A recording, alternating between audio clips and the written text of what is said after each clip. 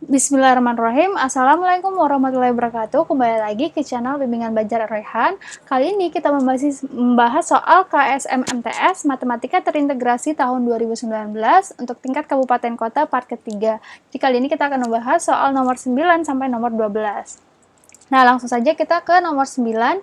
Di sebuah kecamatan terdapat 21 masjid yang menyelenggarakan penyembelihan kurban kambing pada Hari Raya Idul Adha 1440 Hijriah. Jika kambing terbanyak yang disembelih oleh masjid adalah 16 ekor, dan median kambing yang disembelih oleh masjid adalah 10 ekor, maka rata-rata terkecil kambing yang disembelih di masjid di kecamatan tersebut yang mungkin adalah. Nah, berarti di sini kita tuliskan dulu apa-apa saja yang diketahui dari soal. Nah, yang pertama kita punya median. Median itu sama saja dengan data tengah, ya kan? Jadi data tengahnya itu adalah 10. Nah, kemudian disebutkan juga bahwa kambing yang paling banyak disembelih oleh masjid adalah 16. Nah, berarti data maksimumnya itu adalah 16.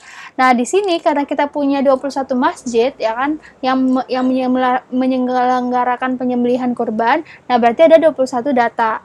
Nah, sehingga di sini berarti kan datanya itu kita urutkan dari yang terkecil sampai yang terbesar gitu kan.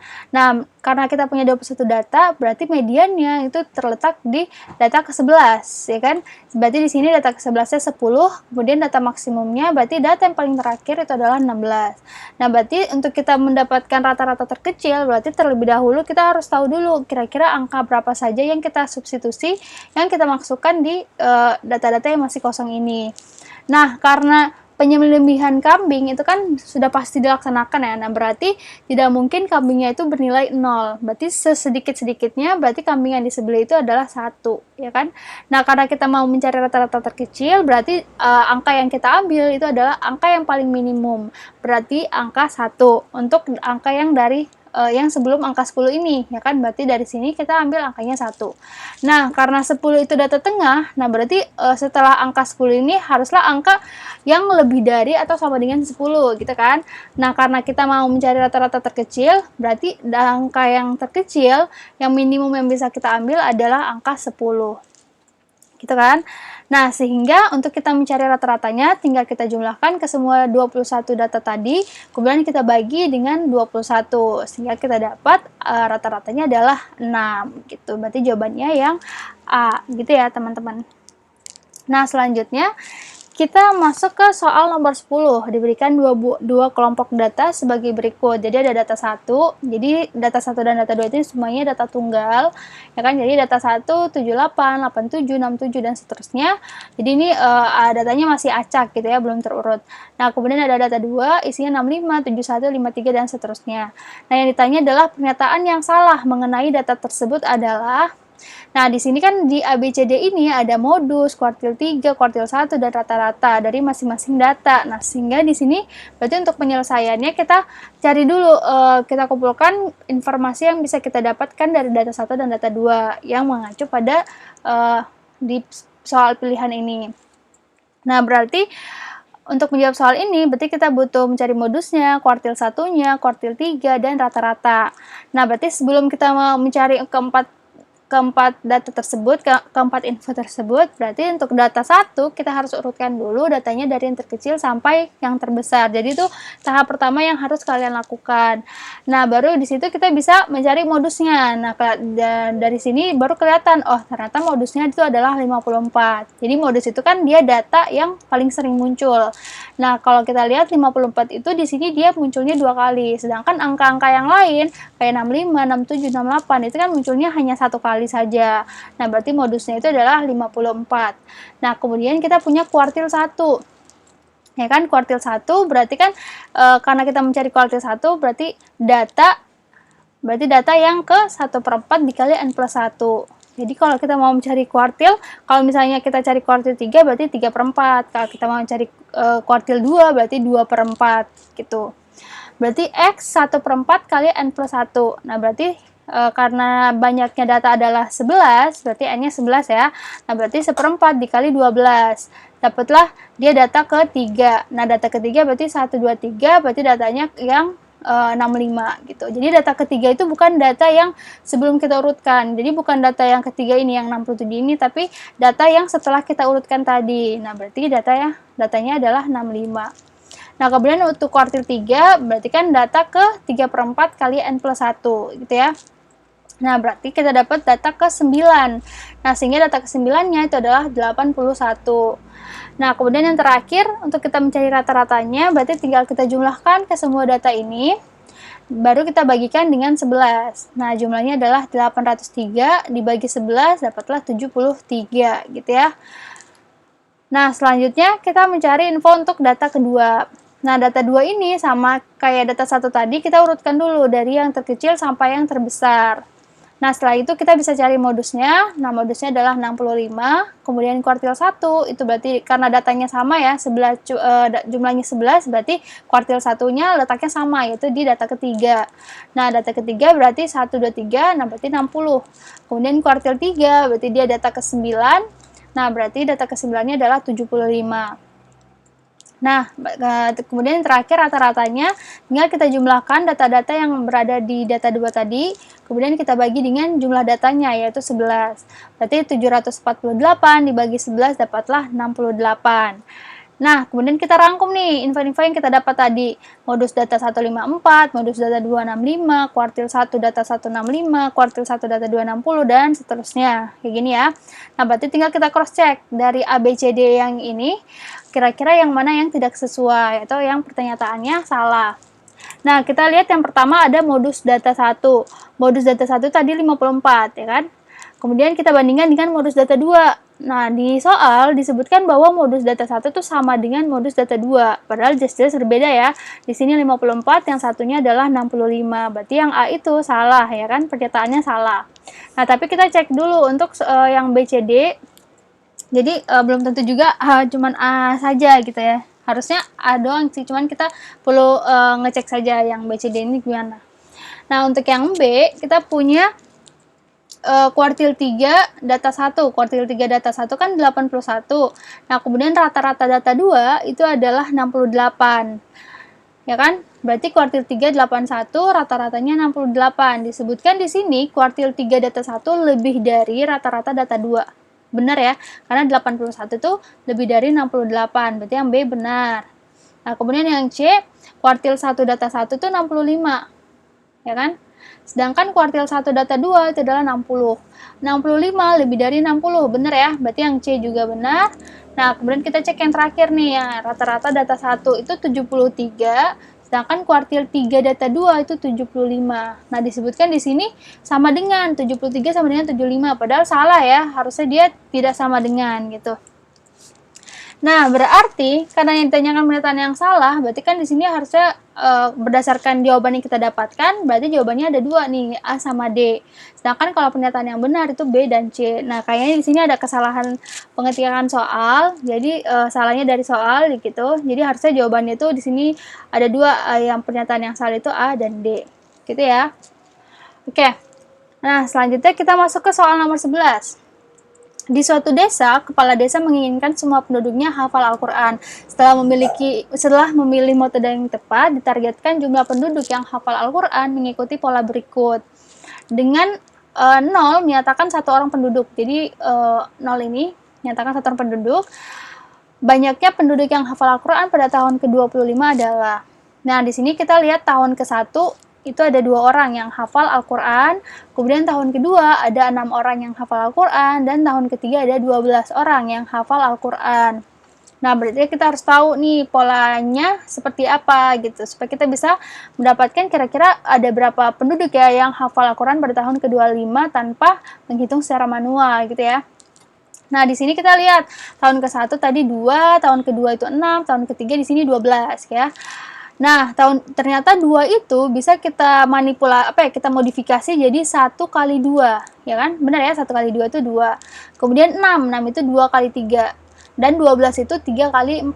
Jadi kalian perhatikan warna merah ini. Jadi kalau tahun ke-1, di sini 1 dikali 2, ya kan? Kemudian 2 kali 3.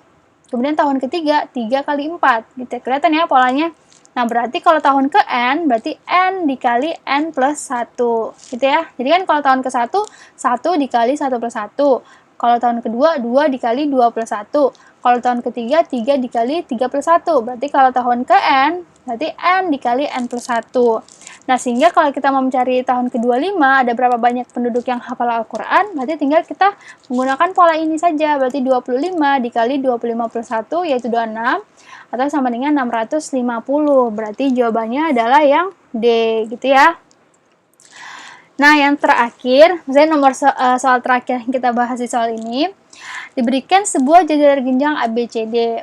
Titik P dan Q terletak pada AC sehingga DP dan BQ tegak lurus dengan AC. Jika panjang AD sama dengan 13 cm, panjang AC 25 cm, dan luas jajar genjang tersebut adalah 125 cm kuadrat, maka panjang PQ-nya berapa? Nah, berhubung ini soal geometri, nah untuk menyelesaikan soal ini baiknya itu kita tuh menggambarkan dulu bangun yang dimaksudkan itu seperti apa. Jadi bisa kita kita bisa menentukan oh yang dia maksudkan seperti ini, sehingga yang harus kita jawab itu yang ini gitu ya. Jadi kita punya gambaran apa yang harus kita lakukan gitu. Nah, gambarnya kurang lebih seperti ini. Jadi ada segi pertama kan disebutkan jajar genjang ABCD. Berarti kita gambar dulu jajar genjang ABCD. Kemudian ada titik P dan Q terletak pada AC. Nah, berarti kan AC-nya kita garis dulu kan. Kita gambar dulu garis AC. Kemudian ada titik P dan Q sehingga DP dan BQ tegak lurus AC. Jadi DP ini dia tuh tegak lurus AC gitu. Berarti dia siku-siku gitu ya maksudnya. Tegak lurus. Nah, BQ juga tegak lurus AC, berarti di sini siku-siku juga. Nah, kemudian disebutkan bahwa AD-nya 13, AC-nya itu 25, dan tambahannya adalah luas jajar genjangnya itu 125 cm kuadrat. Gitu. Nah, yang ditanyakan PQ ini ya. Yang ini yang ditanyakan. Nah. Oke. Nah, kalau kalian lihat di ABCD kan jajar genjang. Nah, jadi kita bisa sebenarnya kalau kita mau mencari luas jajar genjang, kita bisa pakai rumus alas kali tinggi. Tapi untuk soal geometri biasanya itu kita bisa menentukan luasnya itu dari yang diketahui gitu. Jadi dari yang kita lihat di soalnya. Jadi menyesuaikan sama soalnya juga. Nah, atau bisa juga pakai cara lain. Nah, cara lain selain alas kali tinggi tadi itu adalah kita lihat bahwa di ABCD ini ada dua segitiga, kan? Ada segitiga ABC dan segitiga ACD yang dia itu kongruen. Kenapa dia kongruen? Kalian harus ingat sifat-sifat dari jajar genjang. Jajar genjang itu kan sisi-sisi yang berhadapan itu sama panjang, ya kan? Berarti AB sama dengan CD, ya kan? Berarti sisi AB sama dengan sisi CD. Kemudian sisi BC sama dengan sisi AD, ya kan? Dan satu sisi lagi yang di segitiga itu berarti kan AC nih. Berarti AC pada ACD dan AC pada ABC itu kan sama ya. Yang ini ya, berarti sama-sama panjangnya 25. Nah, berarti kita dapatkan bahwa segitiga ABC dan segitiga ACD ini pastilah dia segitiga yang kongruen gitu ya. Nah, berarti luas ABC bisa kita cari dengan mencari luas salah satu segitiganya, kemudian kita kalikan 2. Karena kan segitiganya kan kongruen ya, artinya luasnya itu pasti sama. Berarti tinggal kita cari saja salah satu segitiga luasnya, kemudian kita kalikan 2 gitu ya. Nah, berarti 2 dikali luas ABC sama dengan 125 cm kuadrat. Nah, di sini saya ambilnya luas ABC. Kalau kalian mau pakai sudut segitiga ACD juga tidak masalah gitu ya. Nah, berarti untuk mencari luas ABC, itu kan berarti rumusnya alas kali tinggi dibagi 2, gitu ya. Nah, alasnya, kan kita menyesuaikan soal. Nah, sedangkan di soal itu kan yang diketahui, sisi yang diketahui itu AC, ya kan, AC-nya itu 25. Nah, berarti kita bisa menggunakan AC ini sebagai alasnya. Berarti alasnya itu adalah AC. Nah, tinggal kita cari tingginya berarti yang mana? Tingginya itu kan berarti dia yang tegak lurus dengan alas, gitu kan. Yang tegak lurus dengan alas. Sedangkan di sini tadi kan kita punya bahwa BQ itu tegak lurus dengan AC. Berarti BQ tegak lurus dengan AC. Berarti BQ ini sebagai garis tingginya, gitu ya.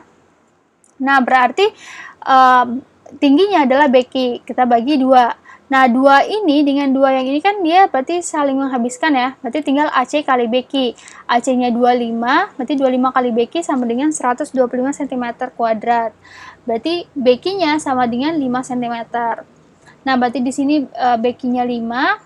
Nah, terus kalian perhatikan lagi bahwa BQC ini karena dia tegak lurus, berarti dia BQC itu adalah segitiga siku-siku. Nah, berarti kalau kita mau mencari QC, berarti bisa pakai teorema Pythagoras, ya kan? BC-nya diketahui sisinya. Dari mana? Dari AD tadi. Karena AD 13, berarti BC-nya pasti 13 juga, ya kan? Pakai sifat jajar genjang. Nah, berarti QC-nya, berarti bisa pakai Pitagoras, dapatlah QC-nya adalah 12, ya. Berarti QC-nya di sini 12. Nah, kemudian berlaku juga sama nih dengan AP. Jadi, AP itu panjangnya sama dengan QC. Berarti di sini 12 juga, ya kan? Nah, artinya jadi kenapa tadi di sini juga 12? Karena ingat tadi itu kan segitinya kongruen, ya kan? Segitinya kongruen. Nah, sisinya sama. Nah, berarti kan tingginya juga pasti sama kan? Di sini juga pasti DP-nya itu 5. Akibatnya AP-nya itu juga pasti sama, 12. Nah, untuk kita mencari PQ, tadi kan kita punya AC itu 25 panjangnya. AP itu 12, QC 12, berarti kalau kita jumlahkan sudah 24, ya kan? Berarti supaya menggenapkan 25, PQ-nya itu haruslah dia 1, ya kan? Supaya 24 tambah 1 itu 25, berarti panjang PQ-nya adalah 1 cm, gitu ya teman-teman. Semoga bisa dipahami. Nah, jika kalian masih ada yang kebingungan atau yang masih tidak dipahami, kalian bisa komen di kolom komentar yang di bawah, gitu ya. Nah, jika kalian suka dengan video ini, jangan lupa subscribe, like, dan share video ini ke teman-teman kalian. Jangan lupa juga untuk menekan bel notifikasi sehingga kalian tidak ketinggalan untuk video-video terbaru dari kami. Sekian dari saya, Assalamualaikum warahmatullahi wabarakatuh. Sampai jumpa di video-video selanjutnya.